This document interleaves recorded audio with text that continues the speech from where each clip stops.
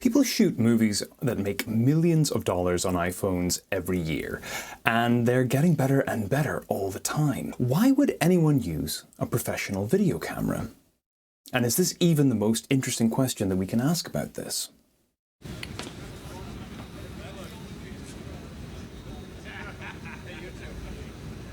If we look at the cameras used at the 2022 South by Southwest Film Festival, no matter who you are, you'll have heard of at least a few of them. You see, while the majority of productions used cameras by Red and Arri, camera producers that really are only known to enthusiasts and professionals, other films, such as Bad Axe, the Oscar shortlisted documentary that captures a closely knit Asian American family trying to keep their local restaurant afloat during the pandemic, was also partly shot using an iPhone. Beyond this, A-list directors like Steven Soderbergh have shot and continue to shoot films on iPhones. His 2018 film Unsane was shot almost entirely on an iPhone 7, while his 2019 film High Flying Bird was shot entirely on an iPhone 8. Phone cameras are easy to customize as well, and this allows them to be transformed into something more powerful and potentially professional looking than they were straight out of the box. Apple's own cinematic mode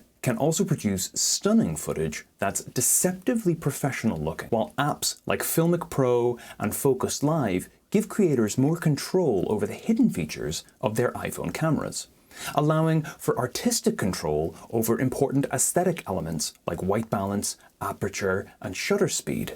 Phones are also customizable through hardware products like anamorphic adapters, like the one used in the iPhone-only sensation Tangerine, which elevates the footage from a phone, while an adapter like the Beast Grip lens adapter has the potential to change an iPhone entirely into something far more similar to filmmaking equipment. On top of this, mobile phone technology continues to improve each year with a growing implementation of artificial intelligence and LiDAR technology, as well as multiple camera lenses allowing phones to imitate the shallow depth of field effects highly sought after by professional filmmakers. All in all, since the iPhone 12 Pro, it's been possible to make footage captured on a phone look extremely similar to the footage that you would capture on a professional camera. So with all these positives, why would anyone continue to use anything else? Well, the first answer is that the footage we can capture on phones still just isn't up to par. While Steven Soderbergh thinks Unsane and High Flying Bird both look awesome,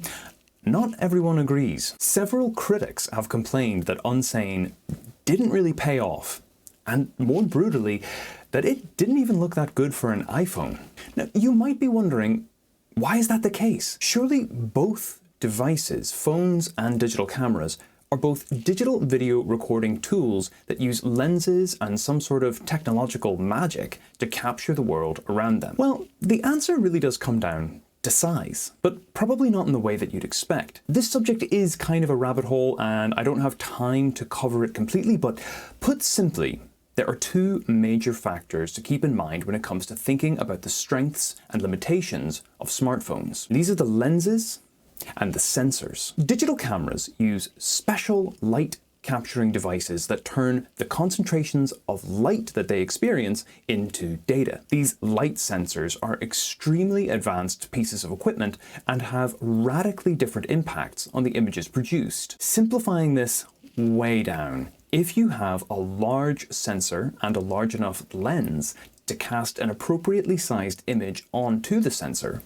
you can produce images that look more dynamic and so more cinematic. Using really large lenses and focusing close enough to your subject, you can even produce an effect where only certain parts of your captured image are in focus. This effect is called a shallow depth of field, and while there's a lot more to it than I'm covering here, the effect is simply much easier to produce with large sensors and large lenses. On the flip side, a small sensor will more often than not produce an image where everything in your frame is in focus. Getting back to some examples, while I personally liked the look that was achieved in Unsane, as the extremely large depth of field meant that the character's perception of a warped reality was brought to life.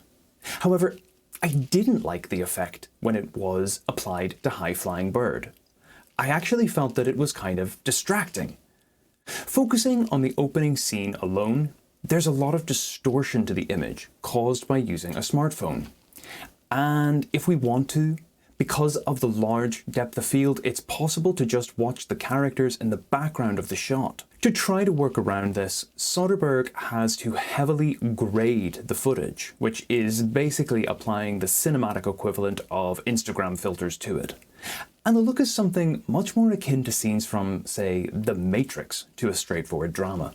For many filmmakers then, smartphone cameras are either a solution to a problem, such as trying to capture a specific moment that would be impossible to capture using a large, bulky professional camera, or they provide a unique aesthetic, one that, admittedly, not everyone loves.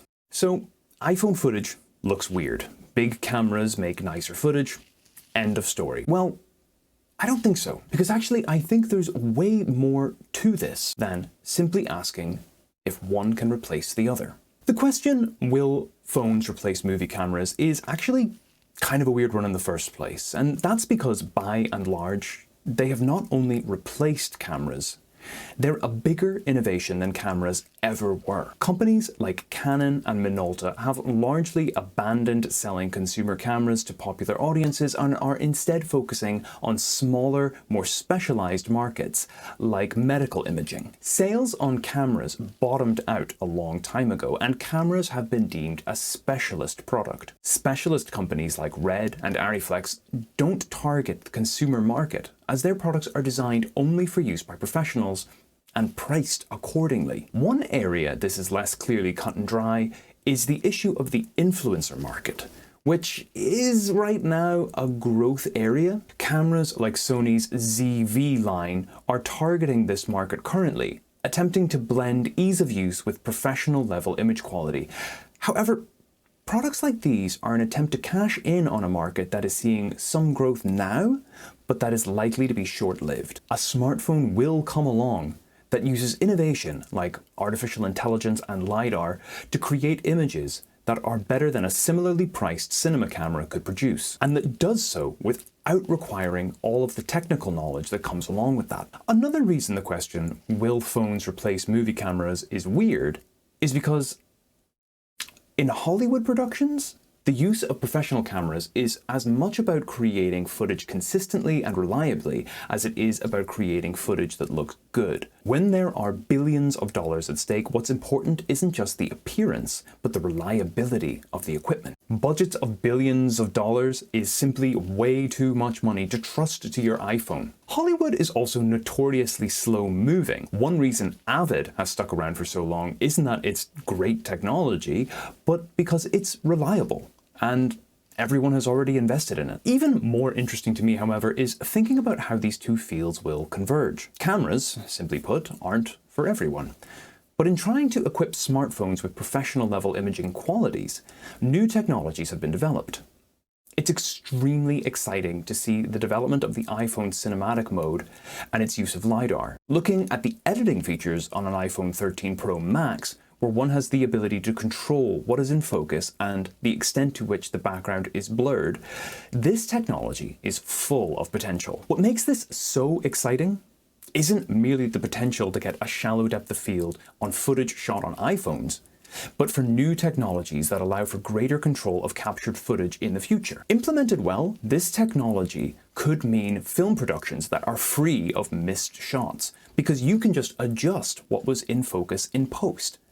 But also for nearly impossible techniques like live focus stacking to become more commonplace. Simply put, phones aren't going to replace professional cameras just yet, but there are technological advances in them that are extremely exciting and will likely be integrated into full-sized cameras in due course.